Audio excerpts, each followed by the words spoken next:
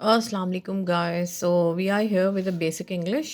ठीक है, हम बात कर रहे हैं बेसिक इंग्लिश की, और उसमें हम बात करेंगे जब हम किसी भी सेंटेंस के शुरू में जो सब्जेक्ट लगाते हैं, यानी कि वो लिविंग भी हो सकता है, नॉन लिविंग भी हो सकता है, यानी जानदार चीज़ भी हो सकती है और बेजान चीज़ भी हो सकती है।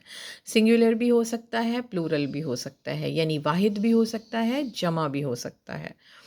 तो हम ये बात करेंगे कि इस वक्त बेसिक इंग्लिश को अगर जब हम देखते हैं तो उसमें यानी हम जो बताते हैं कि भाई how to make a sentence बनाने के लिए आपको सबसे पहले जो सब्जेक्ट यूज़ करना होता है वो या तो सिंगुलर होगा या प्लूरल होगा, या फर्स्ट पर्सन होगा, सेकंड होगा, थर्ड होगा। ठीक है, इनमें से कोई भी एक ही होता है, ये बात आप याद रखिएगा।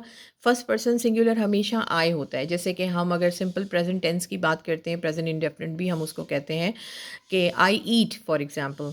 तो आई इज़ अ सब्जेक्ट और ईट आपका वर्ब हो गया। ठीक है, तो इट्स अ कंप्लीट स्टेटमेंट जो कि आपको पूरा मुकम्मल इन्फॉर्मेशन दे रहा है कि भाई आई ईट, मैं ये काम मैं खाती हूँ या मैं खाता हूँ ऑन डेली बेसिस। ठीक है, तो फर्स्ट पर्सन सिंगुलर क्या हो गया? आई।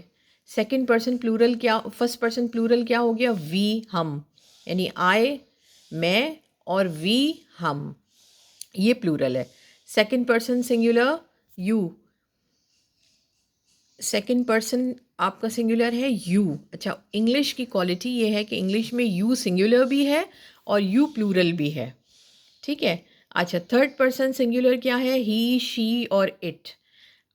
उर्दू ज़बान में अगर आप देखें तो उसमें हम तुम यानी सेकंड दूसरे बंदे के लिए हम तुम यूज़ करते हैं, और हम जब ज़्यादा लोग होते हैं दूसरी तरफ तो हम आप यूज़ करते हैं। लेकिन इंग्लिश में ऐसा नहीं है। इंग्लिश में यू सिंगुलर के लिए भी यूज़ होगा और यू प्लूरल के लिए भी यूज़ होगा। अच्छा, थर्ड पर्सन सिंगुलर आपका है ही, शी और इट। उसमें अगर लड़का है तो आप ही यूज़ करेंगे, अगर आप वो यानी वो के लिए, और अगर लड़की है तो आप शी यूज़ करेंगे, और अगर कोई बेजान चीज़ है तो आप इट यूज़ करेंगे। इसी तरह से अगर आप थर्ड पर्सन प्लूरल की बात कर रहे हैं, यानी उन लोगों के बारे में बात कर रहे हैं जो कि थर्ड पर्सन हैं, वहाँ पर आप दे यूज़ करते हैं। वो लोग ज़्यादा, जब ज़्यादा लोग होते हैं तो आप वो लोगों की बात करते हैं तो आप दे यूज़ करते हैं। ठीक है, तो ये बेसिक इंग्लिश है जिसको के बग़ैर आप आगे चल ही नहीं सकते हैं। तो ये आपने ज़हन में रखना है कि बेसिक इंग्लिश में जो सब्जेक्ट है वो कितने किस्म के होते हैं। ठीक है, थैंक यू।